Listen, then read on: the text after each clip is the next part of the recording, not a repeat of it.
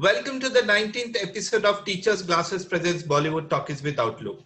I'm your host, Mitrajit Bhattacharya, and my guest tonight is a national award-winning filmmaker who left a glittering advertising career at its peak to concentrate on making feature films.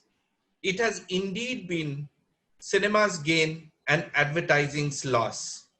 It's my pleasure to welcome R. Balki to Teachers Glasses Presents Bollywood Talkies with Outlook. Thank you. How and when did you join advertising? I was doing my master's in computer applications, and one day I've always been interested in feature films. And I saw an ad in the papers from an advertising agency, which was Mudra at that point in time, which said, "Tell me in 100 words the person you are." Okay. So I said, for once, somebody's asking me who I am. So I replied to the ad only because on top of the ad was that logo that used to come after every Bunyad episode. So I thought that was an ad which was put out by Ramesh Sippy asking for people. So I was damn happy. And I said, Ramesh Sippy is asking who I am. So I wrote it. I didn't realize that point in time Mudra was the production company and it produced Bunyad. And that's why that logo used to come at the end of every episode. So I didn't get all that. So I replied and I got addicted to advertising after that for many, many years. And then the films happened. So how many years was your stint at Mudra? Mudra was about 7 years, and then afterwards, ever since then at Lintas, 19-20 years at Lintas. At Low, yeah. So you reached the very top in advertising and have seen the movement which saw creatives taking control in large agencies from the suits. Did you enjoy being a part of the movement? It was a movement waiting to happen. It was not, in fact, it was a movement almost engineered by clients all across, because clients wanted to speak to people who were doing the ads, not the people who were kind of, and they wanted to go to agencies which had people who were producing work for them rather than the businessmen. So I think it was an inevitable kind of a movement that happened. So yeah, me and Piyush were actually at the beginning of that entire thing. He was a little before me, and then I got on board. So I think between Low and Ogilvy, I think the so-called transformation happened of creative being at the center of the business. I have picked 3 ad films or campaigns from your long and illustrious career at Low. Would want you to take us through highlights, challenges, and satisfaction of creating those campaigns. Let's start with Jagore for Tata Tea, that went on from being a concept to a movement. I remember when we were actually pitching for the business of Tata Tea at that point in time. I remember my creative director Amer Jalil and me sitting at Moshe's. That time it was Moshe's in Juhu. We met there, and we were sitting in a coffee shop to crack a tea ad. And I was just sitting there, and I was asking him, and he was discussing the various points of the brief about what they wanted. They wanted this, they wanted that. I said, no, it's all sounding very familiar. I said, see, we are doing an ad for Tata Tea. Forget where the leaves came from, forget how it's packed, forget all that stuff. That's what everybody has been saying for so many years. Let's think of what is different about Tata Tea from all other teas. And the only biggest difference is Tata. So Tata Tea has Tata, obviously other teas don't. So every tea you wake up in the morning and have the tea. So when you have Tata Tea, what should it do? Should it just wake you up like it does, like every other tea does? Or should it awaken you? So can it wake you up in a bigger way? So how do you say better tea, stronger tea and everything else if it wakes you up to newer thoughts and better thoughts and away? Right. So the Jagore thing happened, just don't wake up, awaken was the thought. And that's how Jagore kind of happened from that particular thought. Then we did various ads. So when we told the client, they were of course thrilled with it. We got the business. So Jagore became a movement from then on. The second one has become a part of the popular culture and lingo. Daag Achhe Hai for Surf Excel.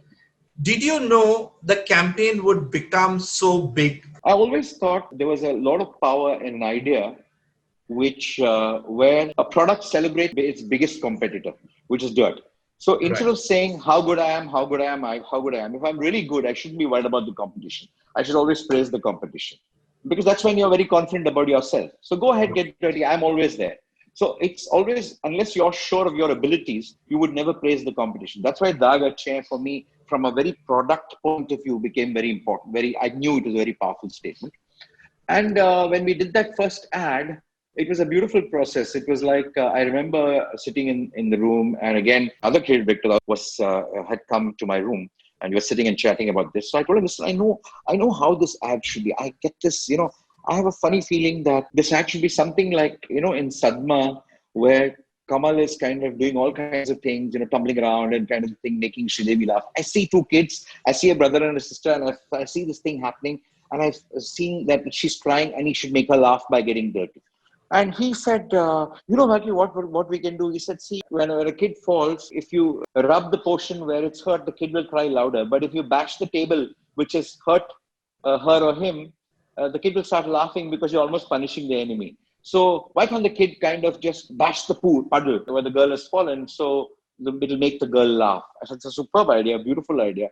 And that's how the first the Daag Achhe, the puddle war first came up. And Daag Achhe was a progression from, we had always had this thought of Surf Excel Henna before that. And Surf Excel Henna was also the same thought. If you're so confident, Surf Excel Henna, go get dirty, Surf Excel Henna was always the third. Then it progressed to Daag Achhe. Dirt is good. Why? See, it makes your kid laugh. If you're worried about the dirt, you wouldn't be able to make your sister laugh. She'll be crying. So it always had positive effects of dirt. And that's how that became a big campaign. Invariably, you can guess my third one, Kya Idea Surji. All these three campaigns have creative taglines that are easy and seem more user-generated messaging than forced brand communication, which has been quite the hallmark of all these three campaigns, and that is how they connected probably with the audiences at large. So talk about how Kya Idea Surji came about. I have worked on idea right from the day the brand was formed. Sanjeev Agha was the CEO. We were going on ahead with the stuff till we signed on Abhishek as the brand ambassador. And I was telling Sanjeev for a long time, you have a brand name like Idea. I mean, every ad should make people, you can't have a brand name like Idea and say my tariff is so-and-so, my this is so-and-so, or I have good network, you should say what an idea. So tell me some ideas this brand has. And you said, how could the brand have ideas? You need to give ideas about this brand this way. So we said, okay, every ad must make people say what an idea. That's how you must say. And therefore, what a network, what this thing will come out of it. But the idea itself should say that. So we did the first caste war campaign, which actually was about, if everybody in the world had only a number and not a name, you would not know anybody's caste and there wouldn't be any caste war. So idea can have a much bigger platform. Hey, what an idea. The same thing was for education. Why do you need so many expensive schools? Why can't one school beam their lessons to, it was much before all what is happening today. It was one of those ads that came long back where remote education, people sitting in villages could get the best education from anywhere. Or the population control ad, or they understand. Each one of those things started off by simple thing, we need to create an ad where people say, what an idea. And that should be the thought. So did you see the new merged entity logo and communication which have just come out, which is for the new brand called V, which has a promise of together for tomorrow for the merged entity. So do you like it, first of all? Any take? Because you have been on one side of the merged entity for a long time yourself. See, I don't think it's a question of like or not like. I think it was inevitable that it had to happen. For various reasons, it had to happen. I think the brand is too much in its infancy to kind of judge it right now. I think a lot of things is just started. It's almost like a new brand. So I think time will tell. Moving to movies now. How and where did you get the idea of Chinikam? Again, Chinikam is such an easy phrase, and the movie was such a breath of fresh air. Actually, I got Chinikam the idea when I was trying to crack a Lifebuoy ad, and I was not able to crack it. I took a walk around the office. Okay. And I came back with an idea saying that, hey, I want to do this one because I just finished a Parker ad with Amitji a month ago, I think, before that. And he was always on my mind because the joy of shooting with Amitabh Bachchan, and it was one of his very first ads after his long gap. He came back to do Parker as an ad. After BPL, I think, then there was a long gap and then Parker happened. So it was on my mind. So somehow I got this idea. And for me, the hallmark of Amitabh Bachchan was his sarcasm, was his poker-faced, lines. So he was a Chinikam man to me. I mean, he wasn't too sweet a guy in anything. He would say, he's not a guy like that, but he comes across as a person like that. He's got this, blank face, and he has these one-liners which are like that, without laughing, that he would say something like that. And that's the impression I had of him from his movies. So that's what I wanted to capture. So I said, here is this Caduce, sarcastic man. I want to do a love story with Bachchan and Tabu. And I did that, and I needed a twist. And I said, okay, let's make this father-in-law younger than him.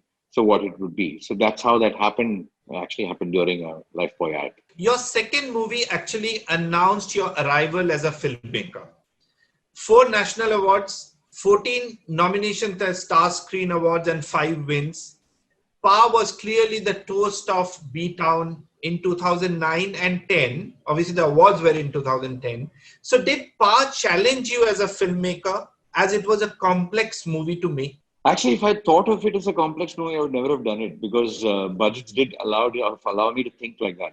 I actually thought of it as a very simplistic movie. In fact, the idea happened one day when I'd gone to meet Amitji, something on Chinikam, some promotion part of it.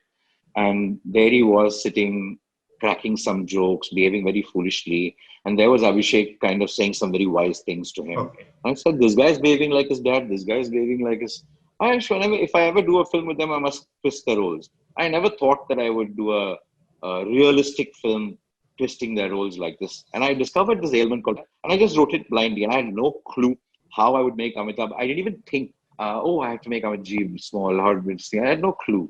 And I said, okay, let's try that. I got the look, progeria, patience. We did the prosthetics, we did all that stuff. And we were first doing the test shoot.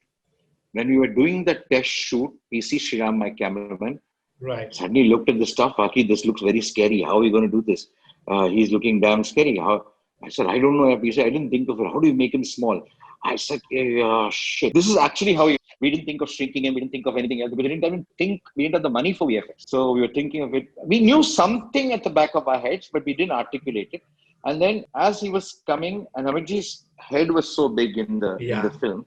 So PC was trying all kinds of angles. Suddenly he jumped on top of a table and he used an 8mm lens or something. And then he said, Baki, come and see this. So when you have a wide angle lens and a very big object like a head on top of it, the rest of the body kind of just shrinks because that becomes so big. So if you see that we shot most of the film, I mean, as much as is possible, because there are some shots which gives it a skill. But most of it from a toppish weight so that he looks small. So it was a simple technique that we used to kind of try and make him look small. And we said we shouldn't worry about the size and everything else, it's about the emotion of the film, and we went on along with that stuff. So it was almost like a very innocent journey into this. We didn't think too much of how we're going to do this, what we're going to do. We stumbled upon things as we went on. Do you remember how many awards you picked up for that movie overall? From the advertising days, I've never entered any awards. That's right. You need to enter awards. So I've always been anti-awards. So Other than FE, even FE, I was not for it. It was for the management of the agency that they wanted to do it. And some of the clients, so they entered it, and I had no role to play in any of the awards that we ever won because I was always against any award. And I follow the same thing with feature films. In feature films, you don't enter; they give it to you. Right. But I don't go for many awards, except there are only 2 times I've gone. One is when Amitji was going to win, and he said, "You bloody well be there," and all that stuff. So for the Screen Awards and I think the National Awards, I was there when he was winning. And again, when Gauri was winning for English to English, it was the only other time I accompanied her to a lot of awards, but I normally don't go for many of these shows. I actually did go and attend one full show to shoot it actually for Shamitabh. I didn't go to attend it for anything else. But I was, I don't remember winning anything. I don't think I've won anything at all in my life because it's, I think the film that's won or it's the people that have won it. And that's what's happened. I'm really proud of people associated or in the film actually winning far more than anything else. And I'm good. I mean, it's all one night of fun and I don't remember it afterwards. So anyway. So your third venture with Big B was the most experimental, but probably the least successful at the box office, which is Shamitabh. Did you take too much risk with the format of storytelling with the movie? No, I didn't. In fact, I went the same way as I did this. Went wrong with this confidence of, it was one experiment we did in this film was to dub the whole film first and then act to the dub. I don't think any film has been done before like that, where we dub the full film and Dhanush acts to the dub. It's a tough kind of, so Amitji actually shot the film twice. He dubbed the whole thing once and then he acted for Dhanush in the dubbing studio and then Dhanush acted to it and then came back and dubbed for himself again all across. So he did that twice. Which is one of those things, I think I went a little overboard in my experimentation with the film.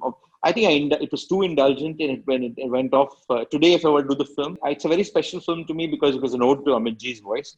But I feel very depressed. I still feel depressed because I didn't do justice to that great voice as much as I wanted to do because I went overboard in scripting and I got a few things wrong, which is quite obvious. And today, if I did the film, it would be very, very different from what I did before. So the movie also gave us the iconic Pidli song. Tell us a bit about how you created Pidli, the concept, the composition, the singing. We all know that you're a fan of Ilaiyaraaja. In fact, we have seen a quote of yours which says it's his music that got you interested in cinema in the first place. Talk about the bond you share with him. So talk a bit on Pidli, talk a bit on the composition and the singing and Ilaiyaraaja. Ilaiyaraaja is a dream because I used to see a lot of English films before when I was in Bangalore. I never used to see a lot of regional language films. Yeah, English and maybe I used to see some Bachchan films. Then suddenly one day I was I went with some neighbors of mine, a very dear, who I call her my aunt. She had taken me to this film and I suddenly heard this music. I don't know about the film was nice, it was fun, but the music gave me so much life.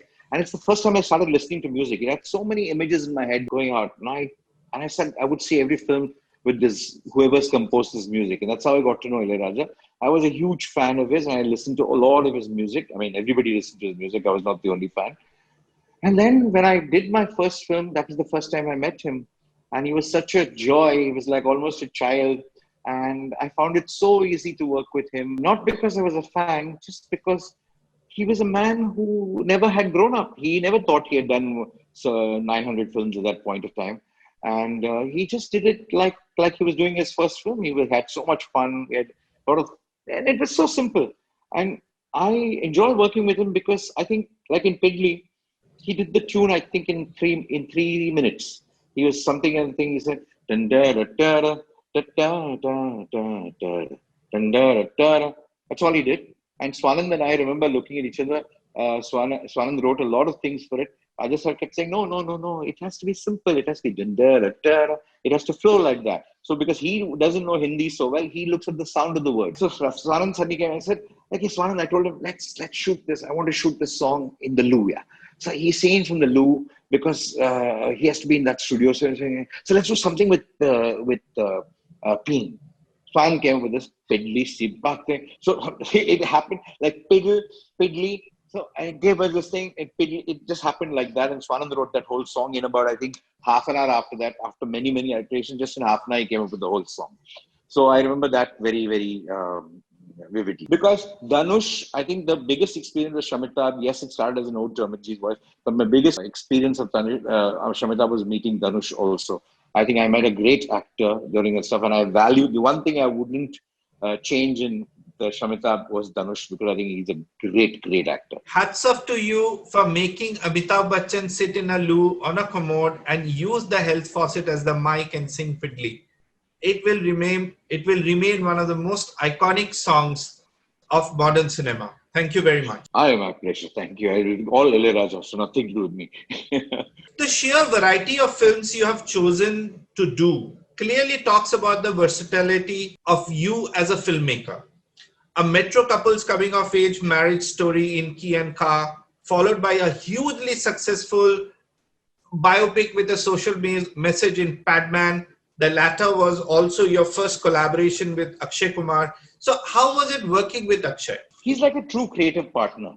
He's not just an actor that I work with. I think Akshay adds invaluable things. Very easy to work with, very simple to communicate. He gets it. I get what he wants to do. And the shooting process is not one of stress. So of course, all that always happens, but it's one of, let's do this, let's try this, let's do that. It's always on the ball in that time. So it's a very, very energized and, fully aware kind of a process during shoot that happens. And I enjoy working with him, discussing with him, even the ads that I do. I think he comes up with gems every now and then. He adds whacked out stuff. It's all about just saying what to say no to. Yeah. And what to accept is the challenge of any director with Akshay, because he'll come up with 1,000 things. You just have to say, yes, no, you get only 1 second to kind of just decide, and he just moves on and he's very disciplined. So there's no question of it teaches you also to be very disciplined. And he's a great creative mind. What I found is he's a great guy to rap with. And of course, my biggest joy in Padman was I think he's a phenomenal actor. I think I've never seen anybody do 7-page dialogue scene in one take without anything else, with full emotions. I have only one take of that climax scene of Padman, and I shot it in 3 cameras. So therefore, you have cuts. But I don't have any other take. He just did the whole thing from the heart in one shot, and I've never seen that happen before. Your biggest commercial success came with your second collaboration with Akshay Kumar in Mission Mangal last year, where you were the writer and the creative director, and also with a huge ensemble cast of Vidya and Tapsi and Kriti, all of them. A complex movie to visualize and plan? Yes, I think a lot of credit needs to go to, of course, Jagan, Right. the director, for doing it, but more also to the VFX guys who pulled it off with a very low budget to pull off that, besides the actors, and great for Akshay to support that kind of film because it had that template. It is a Right. proper mainstream underdogs winning kind of a story, which was perfect for the time. So those kind of things are almost sure shot winners, always. So I think that's the kind of story that that has all the families kind of coming into. But the film that was the far more challenging thing for me and Akshay to do was Padman, because we were actually kind of trying to make an entertaining film with sanitary napkins and to a Right. family audience. That was a phenomenal challenge. Name your favorite feature filmmakers anywhere in the world. During the COVID times, I have discovered Bimal Roy, who I'd never seen his films before. I have discovered Shyam Benegal, rediscovered some, and really discovered Shyam Benegal. I think he's a master. I think I've discovered Dilip Kumar, the actor, who's phenomenal. Besides them, I've seen a lot of Ray and Gurudutt and all these films, which everybody has seen, or if they have not, they should. But I think the filmmakers that I truly, I can't name filmmakers, but I can name the films that I've enjoyed. Correct. I think it's Absolutely. it's Go better ahead to with do that. that. I think Yeah. I like Balu Mahendra's Moonram Pirai, which is my all-time favorite film Right. in Indian cinema. I like Manmohan Desai's some of his films, like Naseeb to me. I still have arguments with Amit Ji. He doesn't. I say that's your best film. I keep saying that again and again. And I like a lot of some Marathi films that I've seen, which are superb. That Gabricha Paus was one of the most beautiful films that I've seen. I like a lot of terrific masala Telugu film guys do. I like Iga of Rajamouli. I think it's one of his best work, one of the most wonderful pieces of work. I like a lot of mainstream cinema, and I like a lot of Malayalam films which are being made. Recently I saw Fahad Fazil's films. I like as an actor. I think he's done Komalangi Nights, he's done Trance, he's done See You Soon Now. I think he's a fabulous, one of the finest performers in recent time. Otherwise, as international filmmakers, I like a lot of all of Majid Majidi's films, of course. I like any of Wes Anderson's films. See, it depends on the mood that I am. Sometimes I'm in the mood for a Fassbinder film. Sometimes in the mood for a random film. I'm a huge fan of Woody Allen. I love all of Woody Allen films. And to me, if I want to say, and a lot of Clint Eastwood films, the films that he directed. To me, the icons, as far as I'm concerned, in cinema are Woody Allen and Clint Eastwood as filmmakers. Because I think Clint Eastwood at 90 now, if he has made that film, the Mule, when he was 90, to play a 90-year-old, it's outstanding. And Woody Allen, anything, he can just do a deleted scene also. I think I would see it 1,000 times. And I think Woody Allen is one of those rare. He deserves a museum by himself, for himself, in every country in the world. I don't think there is a greater thinker and a greater filmmaker and writer than. Any web series or documentary series which you have seen during COVID? I saw Mrs. America. I saw a lot of the Americans, the series Mrs. America. Then, of course, some of the Indian ones, Patal Lok, I saw. Are you making anything for OTT? Are you planning something for OTT? Not planning something, just some ideas are brewing. I've not yet written anything. But yeah, I'd like to, but the idea must be good enough because it's an investment of time is a lot there. And Correct. The idea must be damn good for me to kind of want to spend that kind of time. I watched so many series in the last 6 months that I don't even remember so much of it. So much on Netflix, so much on Amazon, so much on Hotstar. I'm trying to think platform by platform, I would have watched so many. Did you get a chance to see The Social Dilemma? Oh, I just saw it recently. Fabulous. I just saw it 2 days back. I saw that, and I saw a Wes Anderson film again. Royal Tenenbaums I saw recently again. Then I just finished Mrs. America. I saw Olive Kittredge. What has been the biggest high in your professional career, and any regrets? I think every time you crack an ad, it's a professional high. Every time you crack, I think that's what in a film or an ad, the highs are not when you finish something. Highs are when you crack the thought, when you finish the script, when you're writing at that point in time. Right. The high is only when you're doing it, when you're cracking the ad, not when it's out. But because that's a low. It's almost like the nasha is. I like to use the word the addiction. Like any creative profession is like an addiction. It's like an addiction. And today the famous thing is to talk about drugs. So it's like a drug. Any creative profession is like a drug. So you're addicted to it. A high every time you crack it, and a low every time the cracking is over and it's over. It's a low. Then you need the next high again to kind of crack it. So a film also is like that. So to me, any time I do, whether good or bad, whatever, when I'm doing it, it's a huge high. Which movie of yours you're most proud of? The film that I'm most proud of is English for English, because to me, it's a complete film. It's a beautifully written film, beautifully done film. Great joy working with Sridevi. And I did a thing that I never did before, was produce a film. And to me, that was a new experience. I had written, writing films is a longer way of writing ads. But this is something that I'd never done before. So to me, it was a new experience. And it's an experience very close. We struggled a lot to make that film. It's a dear experience.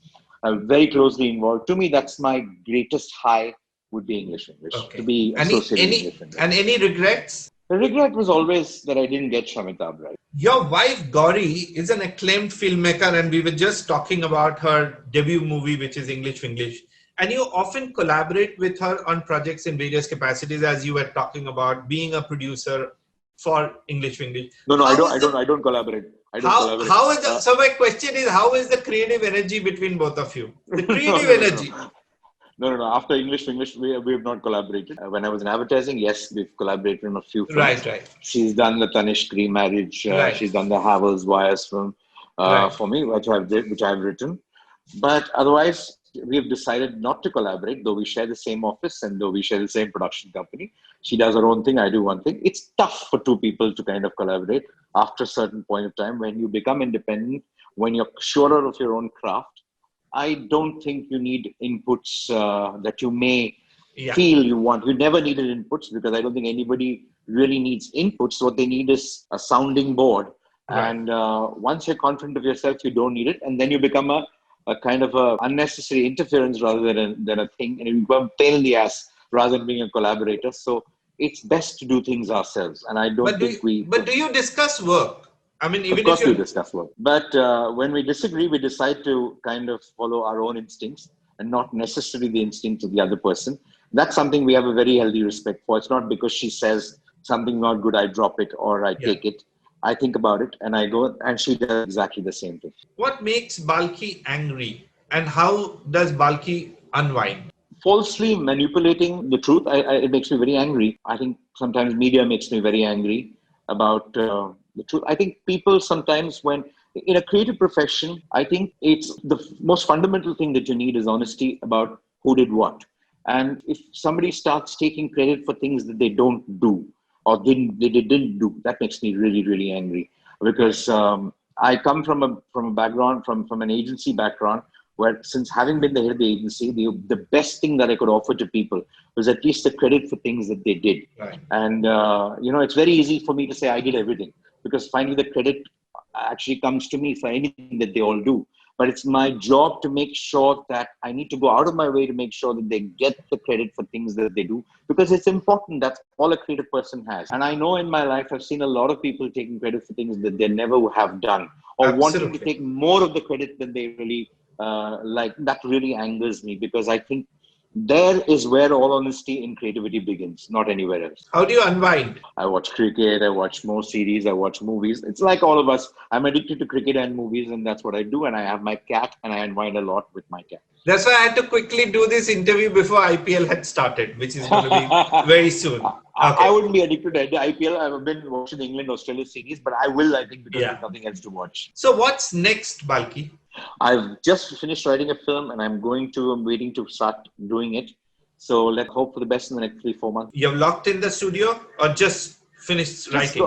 Just finished writing, so all that work is in progress. Now, we are coming towards the end of the interview. I just want you to give short one-word answers. Name one genuine actor and director in commercial movies today. If I take Indian cinema and not necessarily just Hindi cinema, I would say Fahad Fazil does it most of the time today. I think Anubhav Sinha is trying to do it most of the time today. I think he does it. Have liked Kangana in a lot of roles that she has done. As a performer, I like Kangana, I like Alia, I like Ranveer. I like Ranveer, who does a lot of things that new every time he does. Yeah. But amongst all the people, I find Fahad Fazil in the South and Dhanush in the South as two people who constantly try out new things. And Fahad, to me, is really doing cutting-edge stuff. A movie you felt, I wish I had directed it. I wish I could do any of Manmohan Desai films, for sure. I wish I could do any of Shyam Benegal films, for sure. But the movie I wish I did in the recent past, to me, it'll always be 3 films that I wish I directed. Was Lagan, was Satya, and was English for English. I think these to me, 3 are the 3 classics in 3 different directions, according to me. Favorite city in the world? London. Places on your bucket list? Israel. I want to spend some time in Israel. I'm fascinated with Israel. Thank you, R. Balki, for talking to me in Teachers Classes, which presents Bollywood Talkies with Outlook. My pleasure. Stay safe. See you on the other side of the break. See you. Thank you.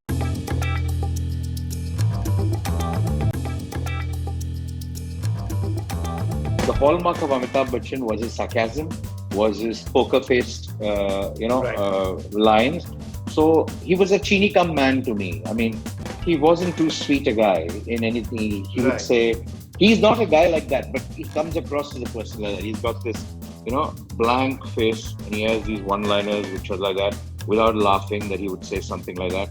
And that's the impression I had of him from his movies. So that's what I wanted to capture. So I said, here is this Kadus, sarcastic man. I want to do a love story with Bachchan and Tabu. And I did that, and I needed a twist. And I said, okay, let's make this father-in-law younger than him. So what it would be. So that's how that happened. It actually happened during a Life Boy ad.